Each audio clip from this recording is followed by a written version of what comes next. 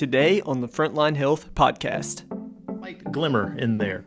But they did a large review of 54 randomized controlled trials, and they found that there was no evidence that medical cannabis actually treated effectively anxiety, depression, PTSD, or several other mental health and substance use disorders.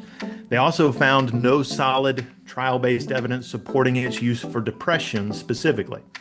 So, unfortunately, for those who are big cannabis aware people, these studies, 54 of them, have come out and said this is not a great way to do things.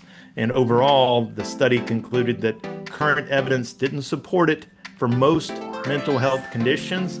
And for those that they said there may be some benefit, that there needed to be more rigorous research, and there really wasn't enough research to say definitively that it's going to help with autism or anything else, but that there could be an ounce of helpful in those conditions. Hello and welcome back to another episode of the Frontline Health podcast by Centurion Health. My name is Evan Patrick. Troy Duell, founder and CEO of Centurion Health, is here with me as always, and we are excited today to be sharing with you the latest health headline highlights from the past month. Troy, how are you doing today? Good, Evan. How are you? I'm doing really well, just a little bit alarmed by a few of these articles and some of the things we've already been talking about before we started recording. Yeah, it's kind of amazing some of the things that are out there and the things that caught our eyes and attention this last month. And the first two really are kind of implicating our diet and how it affects infertility in particular. And it's kind of creating a mountain of evidence against our American diet as a whole. The first article is ultra processed foods linked to infertility among U.S. women. Basically, they took this article that focused on a study that was published in the Nutrition and Health magazine, and it showed that there were consistent results that accounted for, that there are consistent results that accounted for infertility in women. It goes on to quote, it says, very few studies have asked a fundamentally female-specific question: how does what women eat influence their reproductive health? Fertility is a huge outcome, and this is the first time anyone has examined these dietary patterns and infertility at this scale.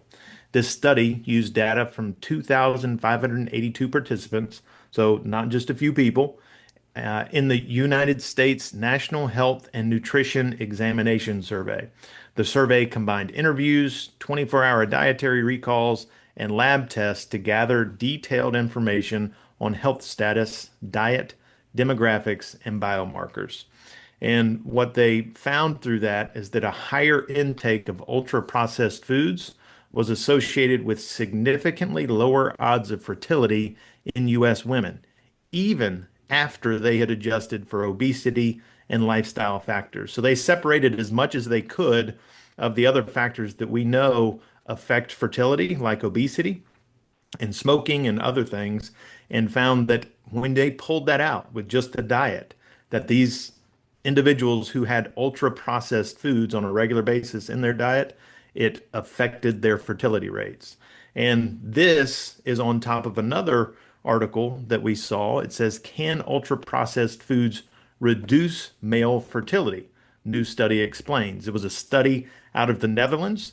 They actually took 830 women and 650 men, and it suggested that high consumption of ultra processed foods may negatively impact fertility, particularly in men. So this one, they found a greater result and incident of infertility in men than they did in women, and found that it really affected the sperm quality of those men.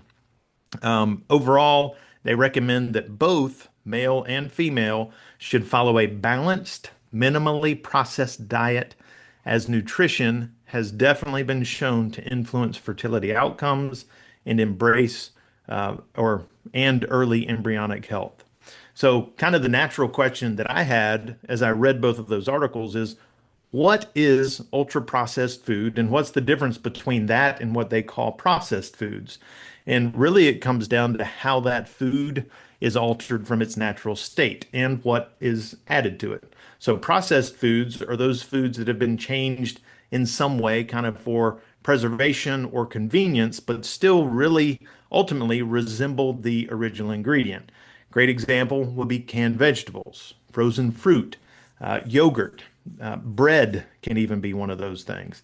So the typical changes you see with processed foods are just cutting. So you're slicing the bread, you're cooking it ahead of time, you're freezing it, or you're adding salt, sugar, or some kind of oil. So it's still basically a real food. Ultra processed foods, on the other hand, are kind of those super manufactured foods. They're made mostly from refined ingredients and additives rather than the whole foods. So, great example would be soda, chips, candy, instant noodles, anything that is a packaged snack. And typically, you're going to find those artificial flavors, colors, preservatives, sweeteners, anything else that they put in place. So, probably the best way to tell the difference between the two: processed, you could still make it at home if you wanted to. Ultra processed, you really can't do that at home. So, there's no way I could make a Dorito, no way I could make a Coke or any of those other snack cakes at home. Whereas processed foods, you certainly could with bread or yogurt or something along those lines. Yeah, thank you for putting a definition to that because we hear that all the time. Ultra processed foods, I mean, that everyone is talking about that right now, especially with things that, Bobby Kennedy is doing, the FDA is looking into. But that's a really good way to distinguish it, right? Like you started scaring me when you start talking about the canned vegetables and sliced bread and stuff, but that's really not the ultra processed foods that we're talking about. It is processed because it has been, you know, changed in some way from its natural state, but at the same time, it's not really what we're talking about when we're talking about ultra processed foods. And I like another way that I've heard Bobby Kennedy describe this as like food-like substances. Hmm, So I've heard him call like some of our fast food-like substances. It's not really food, it's all of this artificial stuff that has been packaged to something that looks like food and does have calories, but it's not really giving us many nutrients. And I think just to highlight, I think this just highlights where we're at kind of as a country right now because I heard somebody put it this way: we are the only country that simultaneously has an obesity crisis and also a nutrient deficiency crisis. that's right. So we have many people walking around who are obese but also nutrient deficient. And so I think this is exactly telling us the reason when it comes to that. But I don't want to stray too far away from what you're actually talking about here, which is infertility. And that's obviously something that we talk a lot about. We have two prenatal vitamins. We work with OBGYNs to help people on an individual basis. But when you start talking about something as big as ultra processed foods, it really is impacting a super large number of people beyond just the individuals that we kind of help to address specific fertility issues with on a regular basis. Definitely. And I think you bring up a great point. It's fertility and infertility are there are so many factors involved, and there are certain things we can control, like this, which is our diet and just changing those little things, exercising more.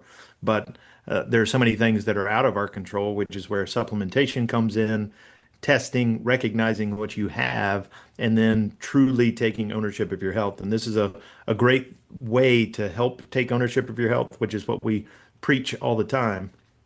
Get your diet under control, get the best diet you possibly can, and you will have a much better outcome, whether that's long-term health or in this case, fertility.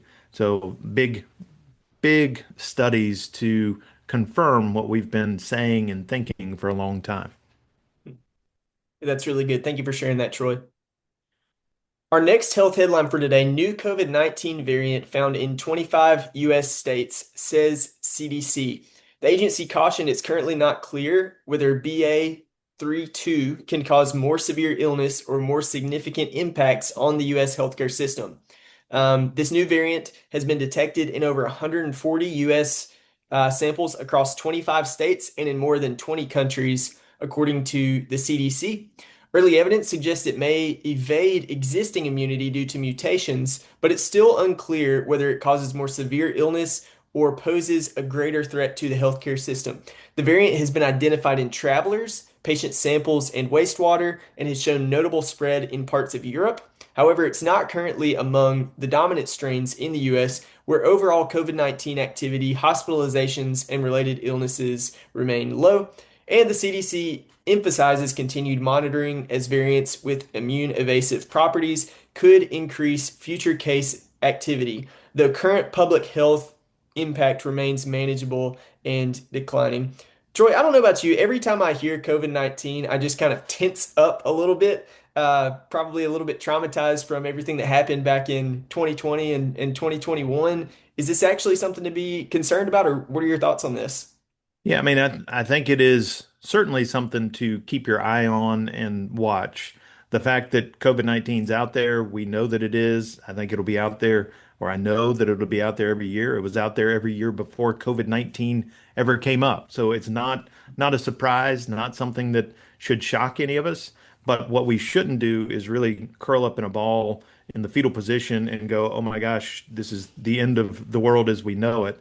But we should recognize it. We should take the proper precautions, which is make sure you're washing your hands, number one thing, and then take supplements that help, eat the right diet, and exercise. And if you're healthy, we know that COVID-19 was really minimally impactful amongst those who were healthy already. But if you had comorbidities, we know 95% of the people who died had four or more comorbidities. Not easy for me to say, apparently today, on average. So these were unhealthy people. And if we can get that piece together and we can slow down that chronic disease in each of us individually by taking some ownership, then I think we are going to be much, much better suited to take on COVID-19 when we come across it, because there's no doubt we will. And I think, again, the flu this past season was much more detrimental to people's health than COVID-19 was. Yeah, I think a lot of headlines like this are kind of designed to make people despair.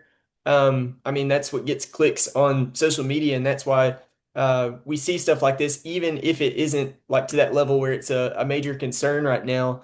But yeah, you just highlighted something really important, which is like we can either despair when we hear of things like this potentially on the rise again, or we can do what we can do to make sure that it's not an issue for us, or at least give us the best chance possible to be in That's a right. good place if our bodies do get it. So thanks for highlighting that, and yeah, take ownership of your health. Yeah, and I think it's a great article to certainly highlight this month because it's something that's happening. It's something that people are hearing about. But again, just being aware is part of the strategy and make sure that you take the proper precautions. But this next article I thought was great when I saw the headline because I think it falls in line with a lot of the things we've said about individuals who have been diagnosed with ADHD before. And that we need to look for different ways to kind of use their skills. The title was ADHD May Not Be a Disorder After All. Some experts argue modern classrooms and rigid expectations could be a mismatch for the way some brains are wired. And it goes on to talk about how ADHD is often misunderstood as a deficit, but in reality, it can have a lot of strengths to it, like creativity, hyperfocus, and cognitive flexibility is what they called it. And that these individuals can thrive when they're placed in the right environments that suit their thinking style, and that it's really more about a different wiring than a flaw. And I think if we can come back to that and start to embrace that and maybe change some of the schooling and the other things that are in place and not over medicalize things, if you will. I don't know if that's even a term, but don't over treat them with a lot of medicine, but begin to look at what's going on with these kids and these individuals who have it and try to put them in the best situation possible where they'll survive and thrive in society. And we use those characteristics to help us as a culture move ahead and become stronger as a culture by utilizing everybody's strengths instead of just a few, which this article talked about how school really pushes a certain individual and those individuals thrive in that scenario while others don't. And just a different way of thinking about ADHD and the things that come around it. Yeah, that's really good and super enlightening.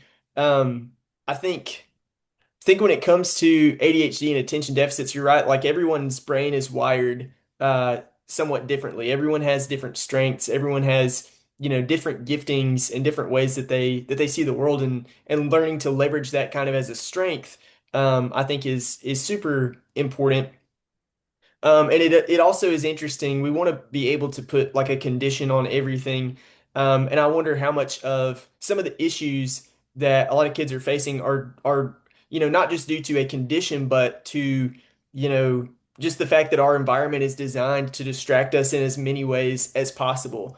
And if you don't have, parenting, or you don't have people who are holding you accountable to certain things, or you're just not in an environment that you're designed to thrive in, there are all kinds of reasons outside of just a medical condition as to why you may have trouble focusing. One thing that I think is super interesting that this article kind of highlights is how ADHD can also include strengths like hyperfocus, Hmm. because that seems like the opposite of what someone with ADHD would be able to do. My wife and I kind of joke about this because her dad is very ADHD, but he will hyper focus. He's an entrepreneur, he's a business owner. He has been able to hyper focus on certain things in his life that have caused him to be very successful. But then he will also bounce around kind of from interest to interest.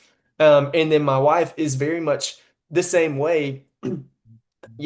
When you talk with people that they're like, there's no way that she could be ADHD in any way, shape, or form. She can sit down for 12 hours and study medicine nonstop. And I'm like, I could not do that. I could not sit down for 12 hours and study medicine nonstop, and she can. Yeah. And so I my personal opinion, I think that her ability to hyper focus might have something to do with the way that her brain is wired like that, and there are many other individuals who kind of fall into the same category.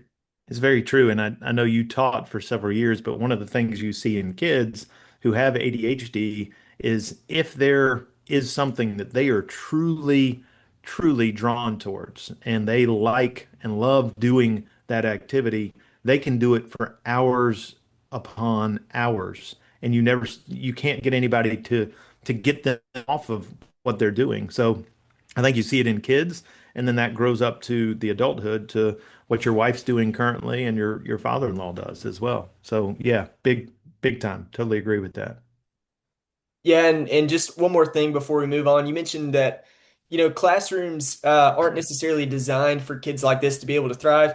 I think that's huge, and I think that's super important. And one of the things in the education world that is talked about a lot is kind of individualizing a kid's educational experience and kind of figuring out ways to, they call it differentiating your instruction.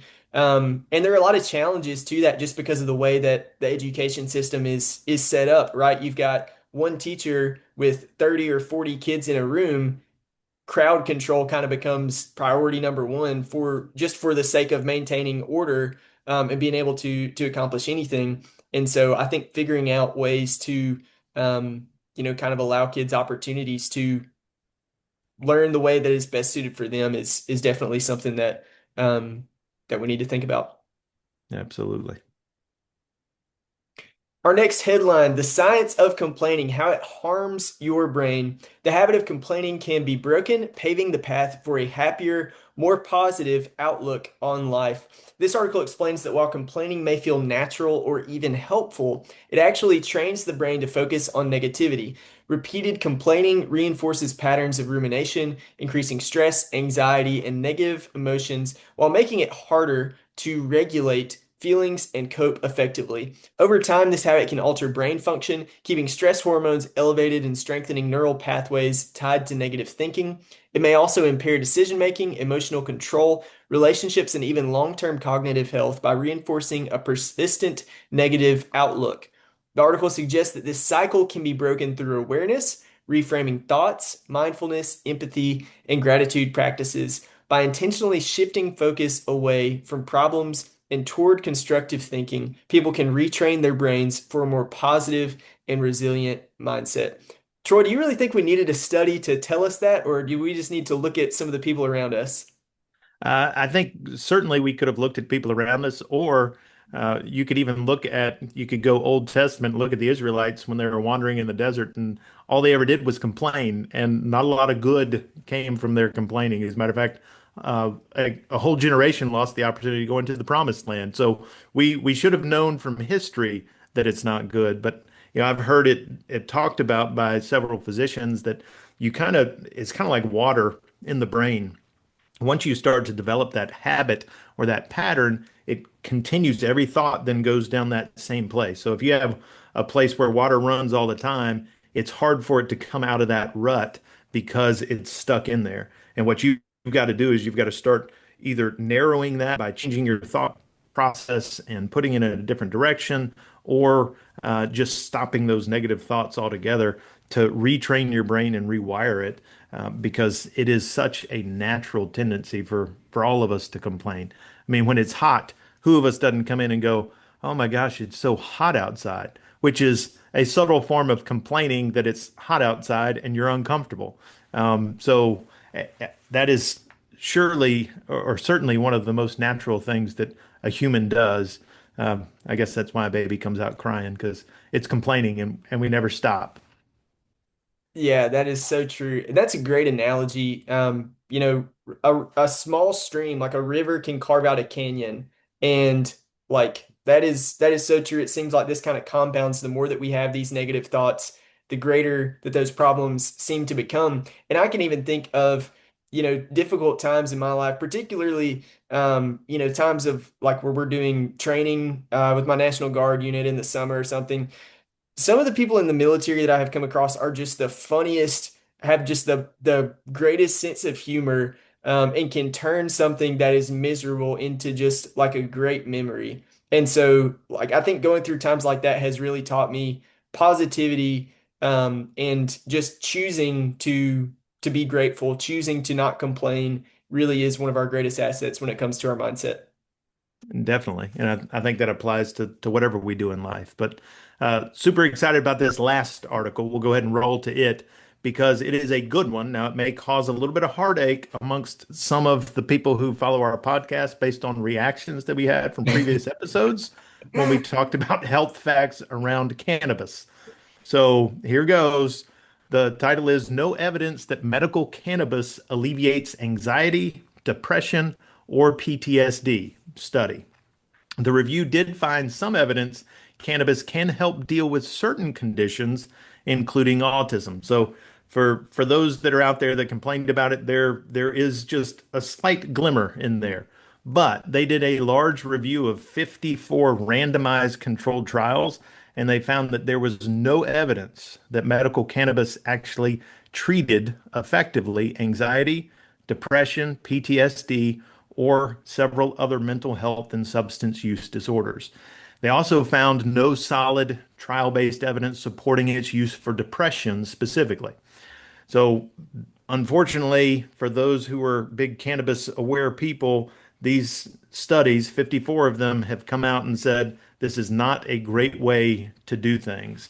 And overall, the study concluded that current evidence didn't support it for most mental health conditions. And for those that they said there may be some benefit, that there needed to be more rigorous research.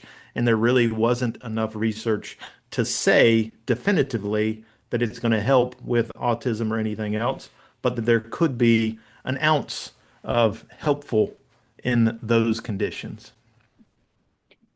Yeah, this is so different from the mainstream narrative or maybe the popular narrative that we have heard when it comes to cannabis for years and years and years. A lot of people have been really big proponents.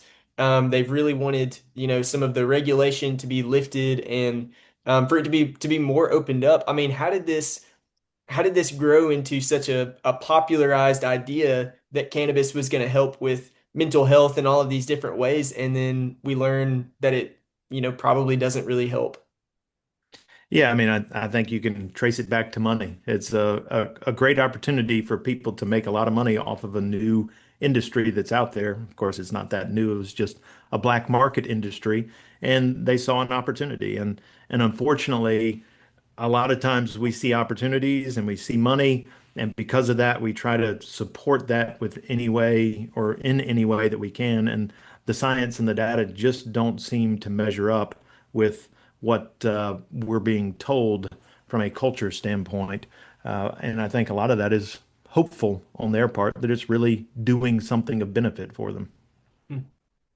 Well, thank you for sharing that. Everyone, comment down below your thoughts about Troy after he shared this headline saying that cannabis is not going to help, or probably not going to help with anxiety, depression, or PTSD. So, let us know your thoughts about Troy after sharing that one down in the comments below. Don't forget to share about Evan too. So we want equal opportunity on this. Well, that's awesome, Troy. Anything else that you want to add as we wrap up this episode? I think that's it for me.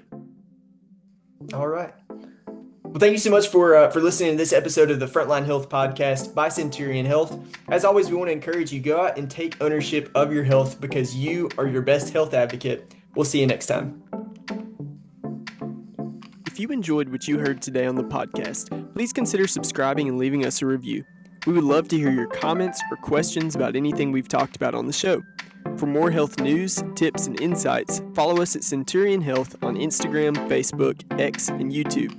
And for safe, effective, and affordable healthcare products made in the USA to help you elevate your health and life, visit centurion.health.